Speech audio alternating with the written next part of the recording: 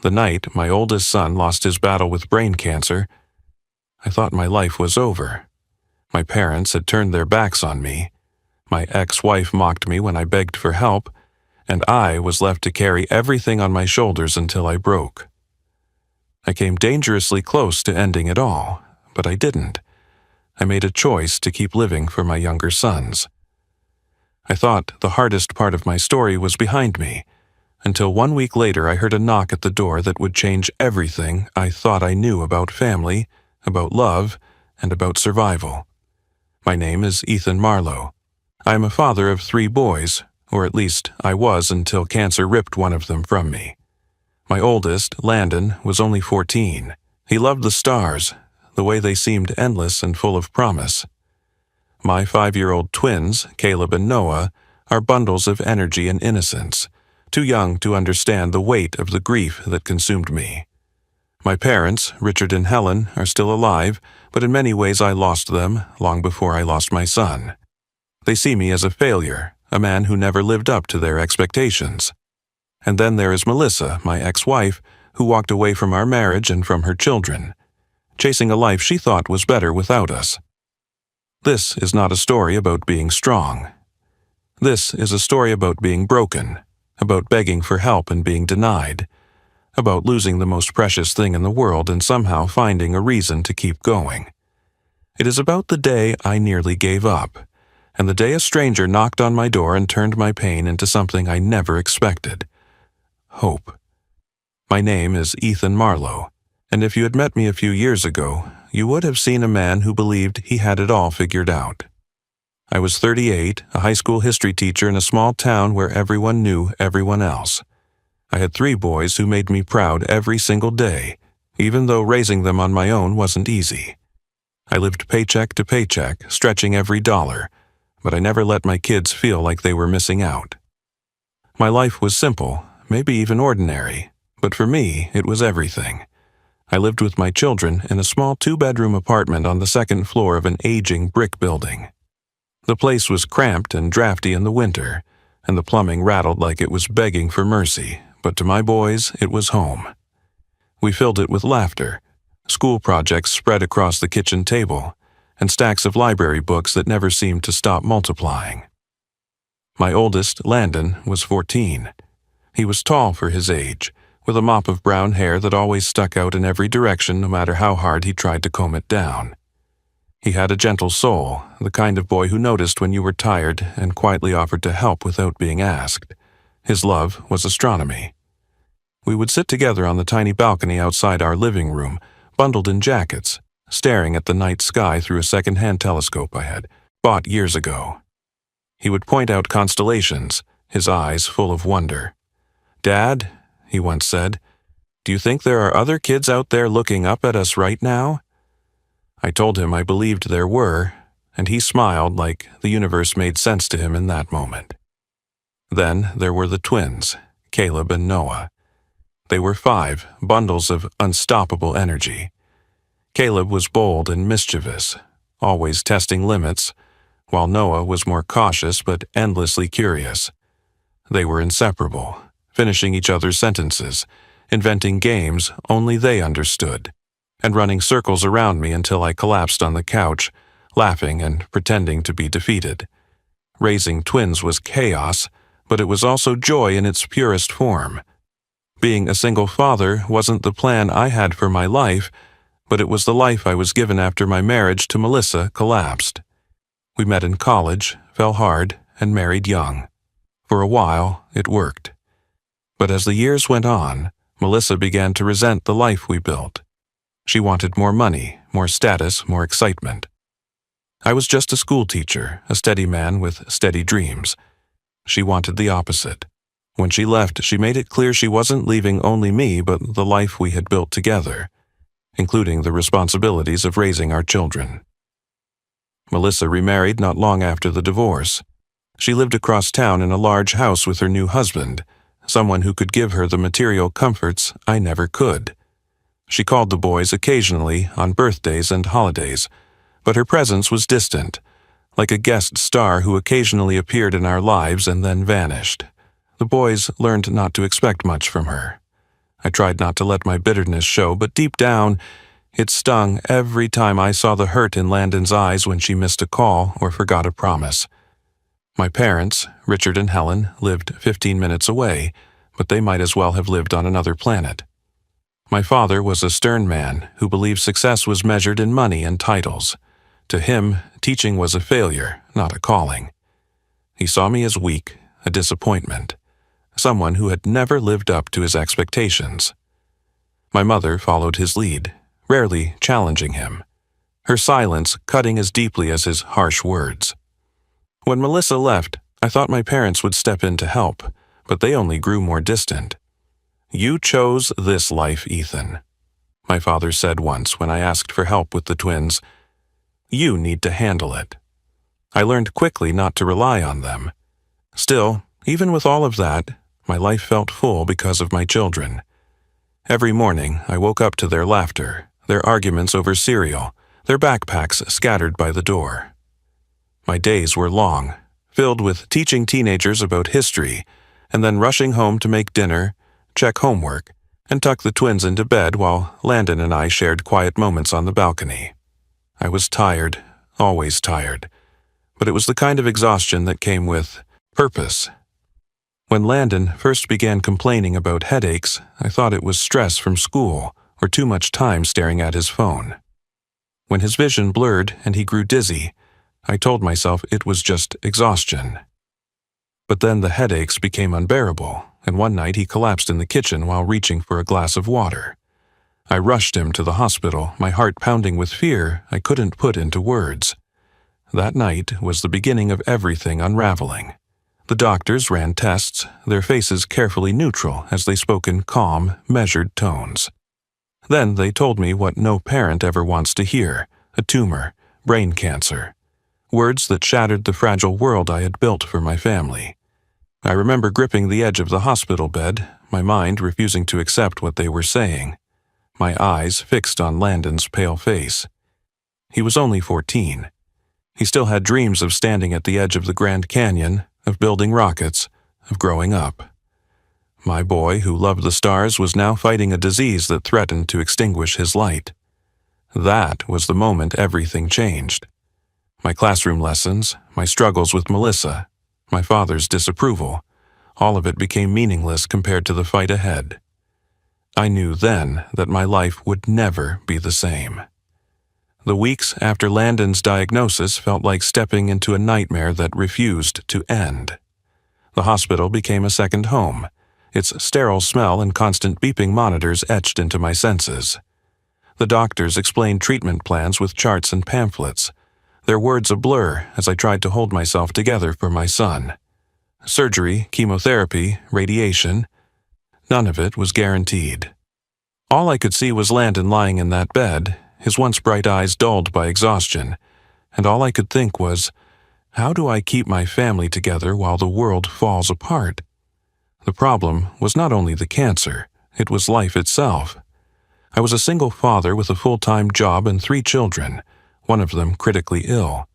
The twins, Caleb and Noah, were only 5.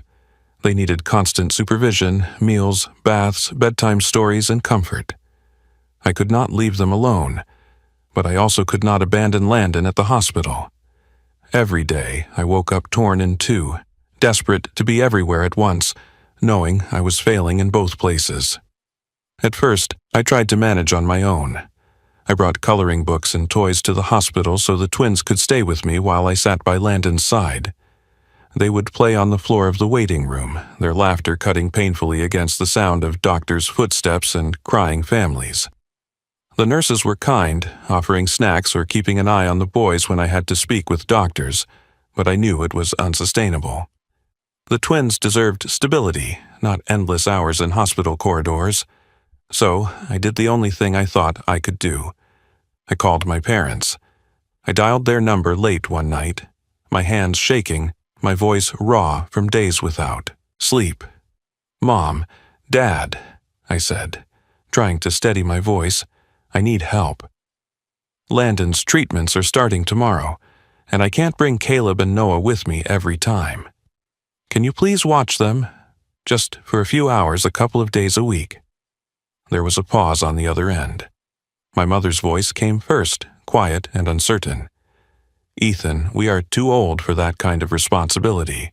You know how your father feels." Then my father took the phone. His voice was sharp, cold. "Ethan, you made your choices. You decided to be a teacher, you decided to marry that woman, and you decided to keep those kids. It's not our job to fix your life." "Dad," I pleaded, the words tumbling out faster than I could control. "This isn't about me. It's about Landon. He is dying, and I need to be with him. I can't do this alone." "You've been coddled long enough," he snapped. "You figure it out." Then the line went dead. I stared at the phone in my hand, the silence pressing down like a weight. I felt abandoned in a way I had never felt before.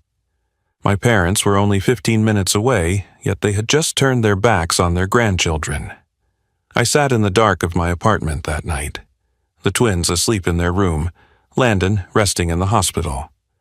I thought of every moment my parents had criticized me, every time they had withheld their approval. And now, when I needed them most, they had confirmed what I had always feared. To them, I was nothing but a disappointment. Still, I couldn't give up.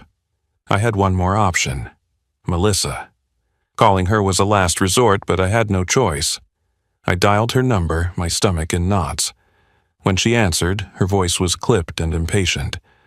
"What do you want, Ethan?" I took a deep breath. "Melissa, it's Landon. He's getting worse. I need to be at the hospital with him, and I can't keep bringing the twins there. They need someone to watch them. Please, I'm begging you." There was a pause, then a laugh that cut through me like a knife. "Are you serious? You're asking me to play babysitter because you can't manage your own life? You're just a broke teacher, Ethan. You figure it out." "Melissa," I said, my voice breaking, "he's your son too. He doesn't have much time. Please, do this for him, if not for me." Her tone hardened. "I moved on from that life, Ethan. You need to do the same." Then she hung up. I sat there, the phone pressed against my ear, unable to move. My chest felt like it was caving in, my heart pounding with anger and grief. I had begged her for help, not for myself, but for our children, and she had laughed in my face. From that moment on, I understood that I was truly alone. I had no parents willing to step in, no ex-wife who cared, no safety net. It was me against the storm. So I kept dragging the twins to the hospital, their backpacks stuffed with snacks and toys, while I tried to split myself between being a father to them and a caretaker to Landon. Some nights I held Landon's hand as he drifted into restless sleep, while Caleb and Noah curled up in chairs beside me, their little bodies too tired to stay awake any longer. I would sit there, my heart torn in 3 directions, praying for strength I did not have. Every morning I woke up more exhausted, more desperate, and every night as I watched my son's body weaken, I wondered how much longer I could keep this up before I collapsed completely. The night Landon died, the world seemed to stop. Outside the hospital, rain pounded against the windows, and thunder rolled across the sky like the earth itself was mourning. Inside, I sat at his bedside, gripping his hand, watching the rise and fall of his chest grow weaker with each breath. His once bright eyes, the ones that had looked at the stars with wonder, fluttered open one last time. He gave me the faintest smile, barely a whisper of his old self, and said, "Dad, don't be sad. Promise me you'll take care of Caleb and Noah."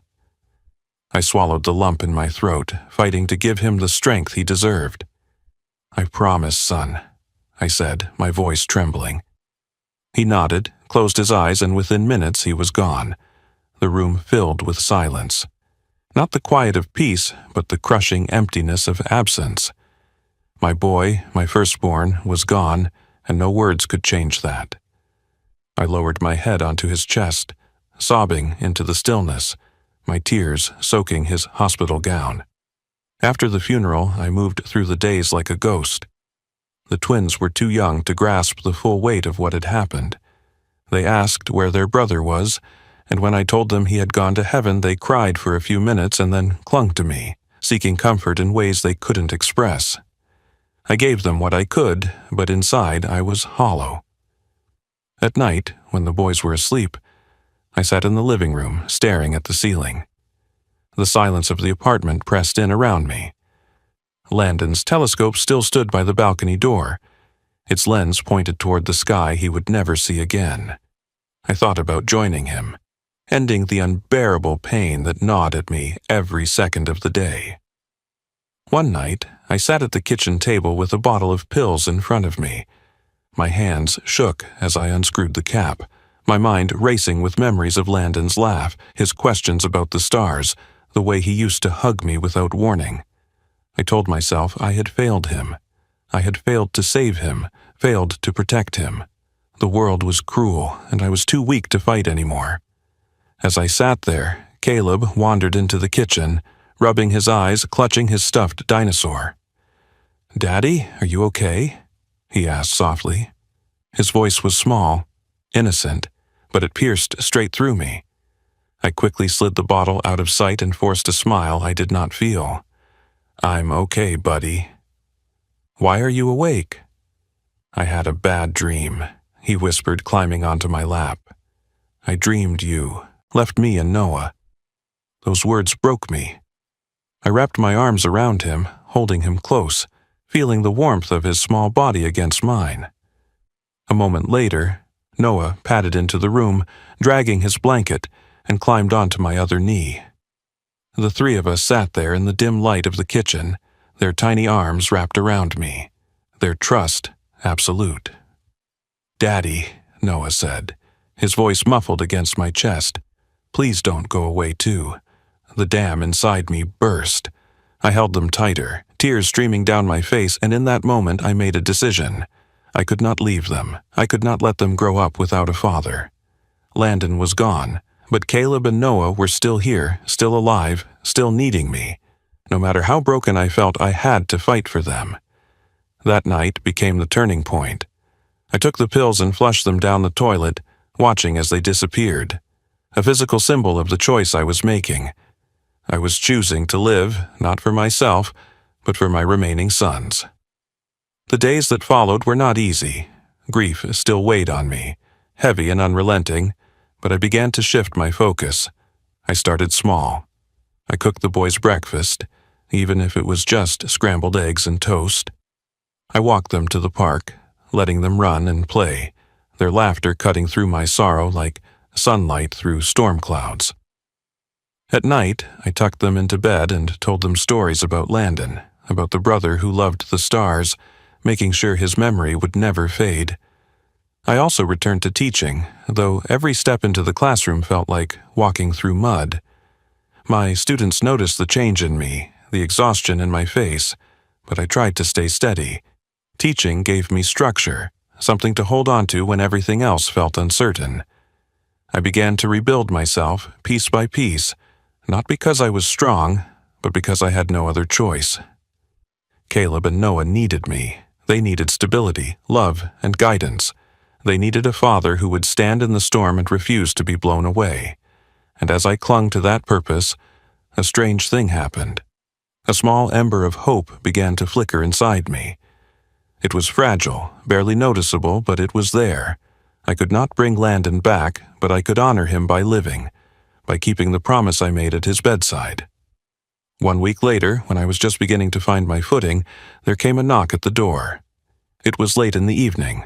The twins were playing with blocks in the living room, their laughter filling the apartment. I stood, hesitant, wondering who could possibly be visiting us. When I opened the door, I had no idea that the man standing on the other side would change everything again. The knock came softly at first, then firmer, as though the person on the other side wasn't sure if they should be there. I hesitated. Visitors were rare. Melissa hadn't spoken to me since the day she laughed in my face. My parents had vanished from my life, their absence a wound that no longer surprised me.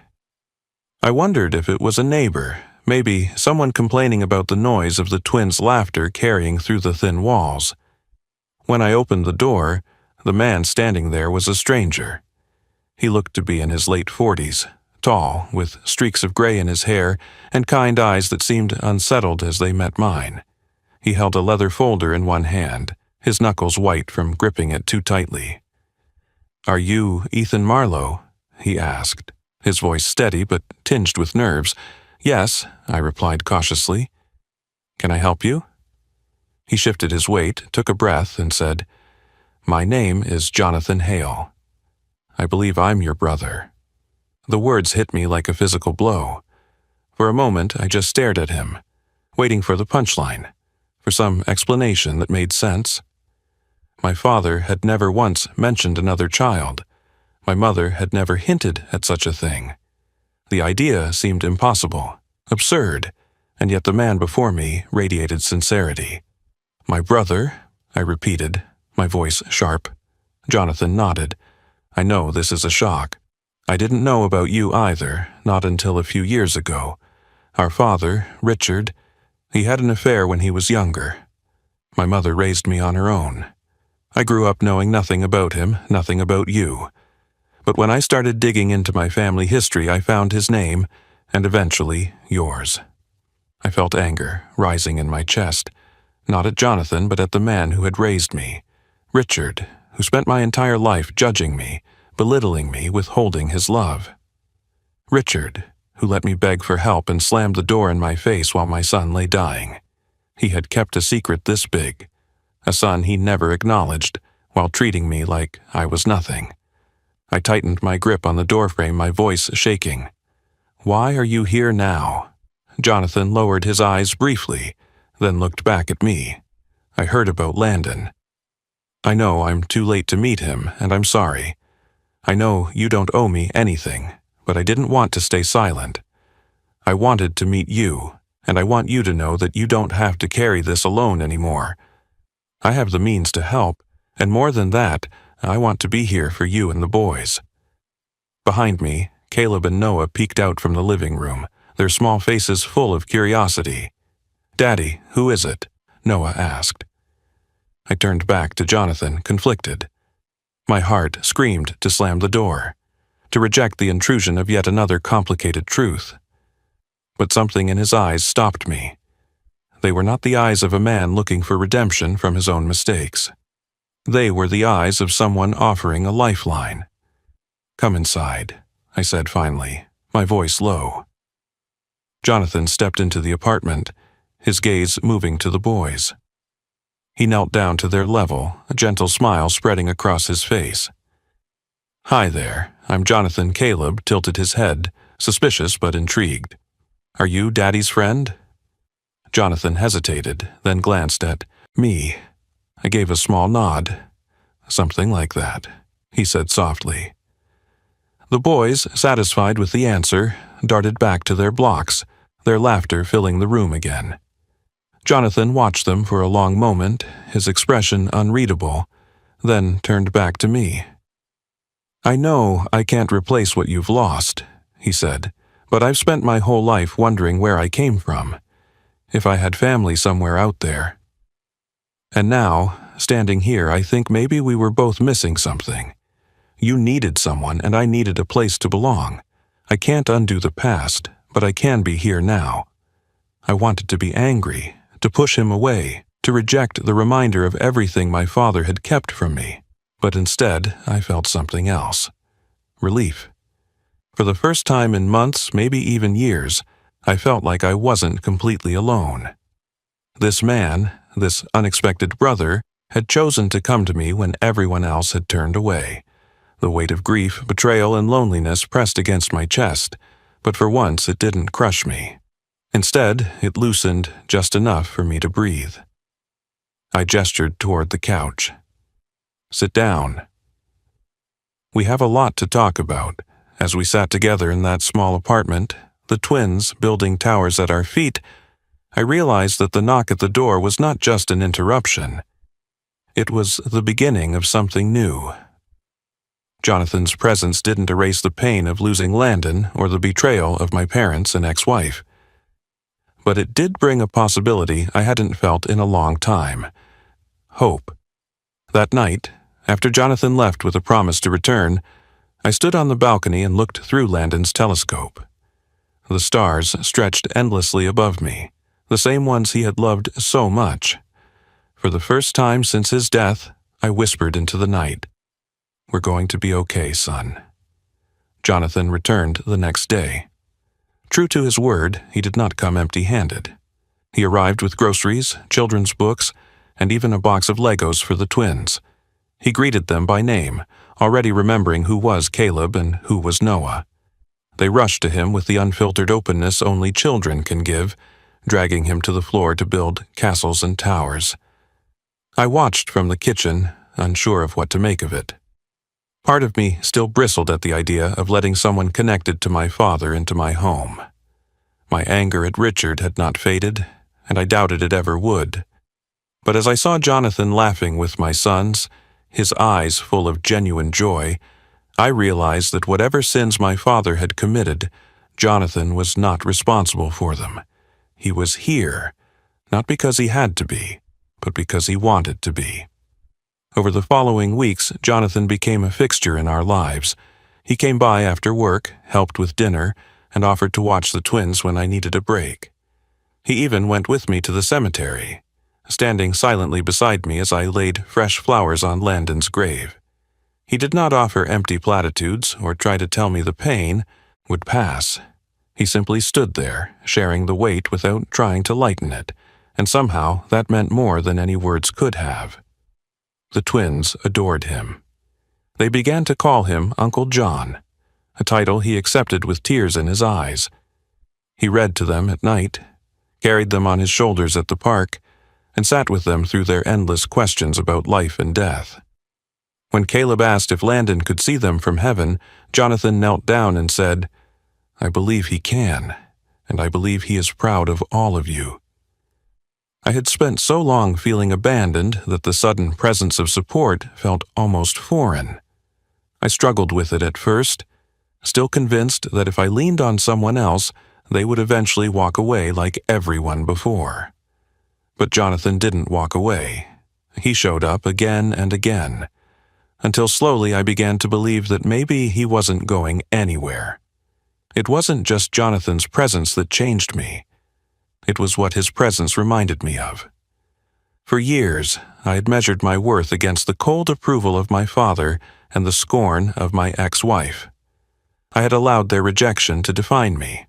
But as I watched my sons giggle with their uncle, as I saw Jonathan invest in a family he had only just discovered, I realized I had been measuring myself against the wrong standards.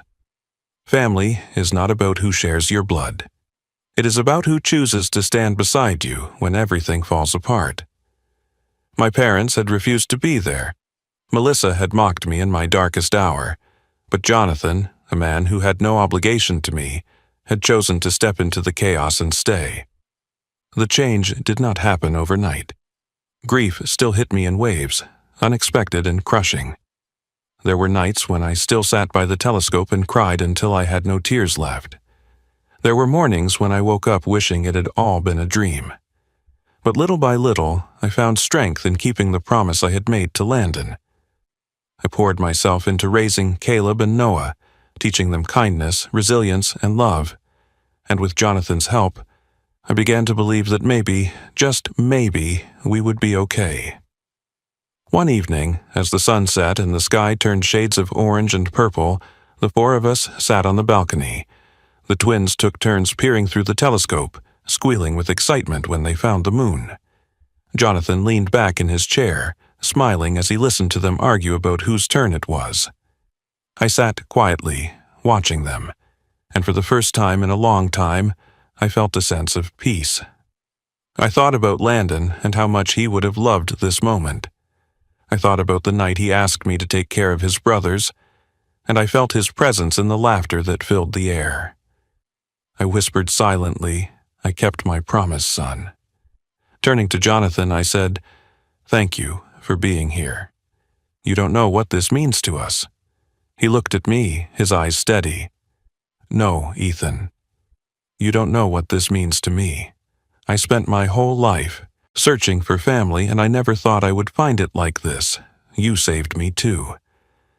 In that moment, I understood something I had not been able to see before. Loss had broken me, betrayal had scarred me, but love had found its way back into my life in a form I never expected. I had learned that sometimes the people who hurt us are not the ones who define us. It is the people who choose us, who show up, who love us without condition, who become our true family. That night, after the twins fell asleep and the apartment was quiet, I stood on the balcony once more. The stars stretched endlessly above, and for the first time since Landon's death, I felt not just grief, but gratitude. I had lost my son, but I had not lost my purpose. I had found a brother I never knew I had, and together we were building a future that honored Landon's memory. This is what I carry with me now. No matter how dark life becomes, there can always be light waiting where you least expect it. Sometimes it comes in the form of a knock on the door, a stranger who turns out to be family, and a reminder that even in the deepest sorrow, love can still find you. That is my story. I lost my son. I was abandoned by the people I thought I could count on, and I nearly gave up. But I chose to live for my boys, and when I opened that door, I discovered that sometimes family is not who you expect, but who chooses to stand beside you when you need them most. If this story touched you, please give it a like so more people can see it. Share it with someone who needs to hear that, even in the darkest moments, hope can still find its way in.